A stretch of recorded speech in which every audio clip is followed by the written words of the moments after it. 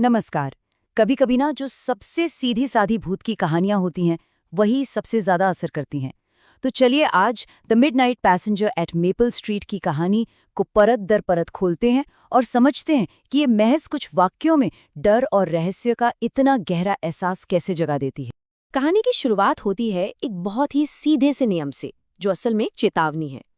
ये पहली लाइन ही एक सवाल खड़ा कर देती है, भाई क्यों नहीं? आखिर उस जगह पर ऐसा होता क्या है? बस यहीं से वो तनाव और बेचैनी का माहौल बनना शुरू हो जाता है। अब देखिए मेपल स्ट्रीट का माहौल बनाने में दिन और रात का ये फर्क कितना जरूरी है।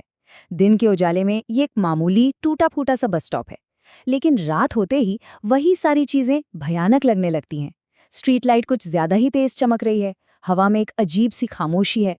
लेखक इसी बदलाव से हमें दिखाता है कि कैसे रात होते ही ये जगह बिल्कुल बदल जाती है।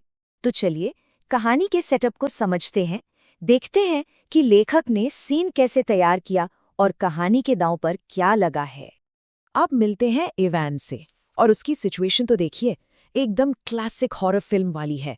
बस छूट चुकी है, फोन की बैटरी भी खत्म होने वाली है और मजबूरी में उसे मेपल स्ट्रीट पर ही इंतजार करना पड़ रहा है। और वो क्या करता है? वो इस किंवदंती को सिर्फ एक कहानी मानकर नजरअंदाज कर देता है।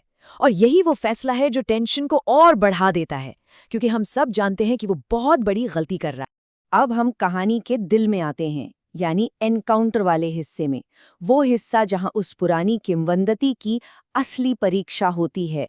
घटनाओं का ये जो क्रम है ना, यही सस्पेंस बनाता है। ठीक 12:07 पर एक रहस्यमयी लड़की का आना, फिर बस की तेज हेडलाइट्स का उस खामोशी को तोड़ना, और फिर बस के जाते ही लड़की का गायब हो जाना। एक के बाद एक हर घटना कहानी के तनाव को और ऊपर ले जाती है और इवान को पूरी तरह से हैरान कर देती है। अब जरा उस लड़की के बारे में दी गई डिटेल्स पर गौर कीजिए। बहुत ही सटल इशारे हैं, उसके पुराने जमाने के कपड़े और ये महसूस होना कि वो किसी फोटो एल्बम से निकली है। ये सब धीरे धीरे हमें बता रहा है कि वो इस वक्त की, इस दुनिया की नहीं है।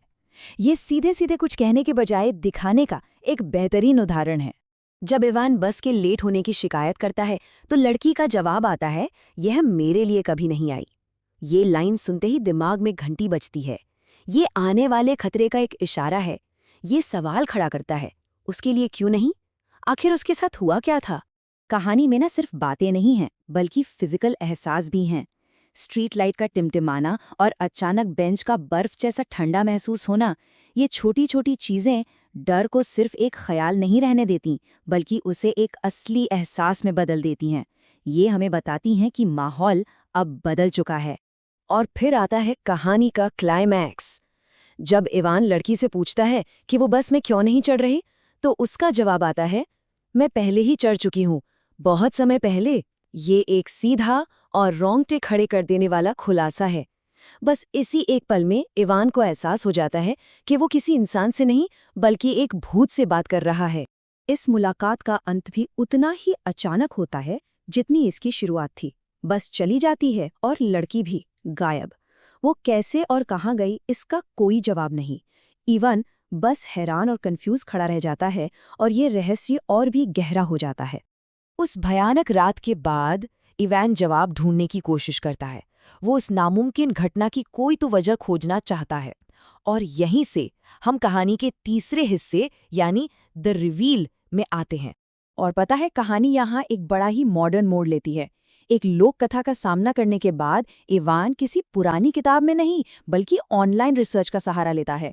ये आज की टेक्नोलॉजी को पुरानी कहानियों से जोड़ता है, जिससे कहानी और भी ज्यादा भरोसेमंद लगती है।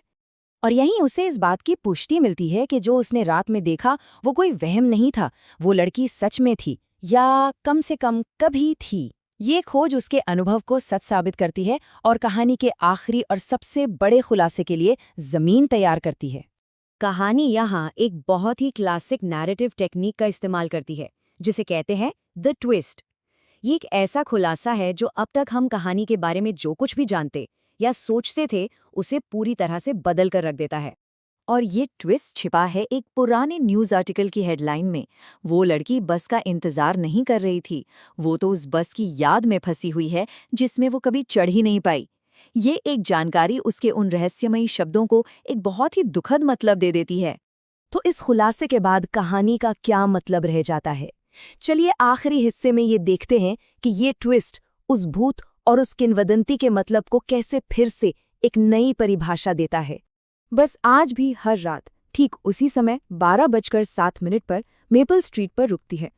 सोचिए, ये अब सिर्फ एक बस रूट नहीं है, बल्कि एक भूतिया रस्म बन चुका है, एक दुखद याद जो हर रात हर रोज दोहराई जाती है।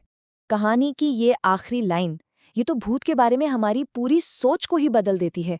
वो अब एक डरावनी मौजूदगी नहीं है, बल्कि शायद एक रक्षक है। वो ये पक्का कर रही है कि जो उसके साथ हुआ वो किसी और के साथ कभी ना हो। तो आखिर में यही बड़ा सवाल बचता है, क्या वो मेपल स्ट्रीट पर मंडराने वाला एक भयानक भूत है या फिर एक अभिभावक आत्मा जो दूसरों की रक्षा कर रही है? कहानी हमें इसी सवाल के साथ छोड़ जाती है, और यही वो चीज़ है जो एक साधारण सी भूत की कहानी को कहीं ज्यादा यादगार और सोचने पर मजबूर करने वाली बना देती है।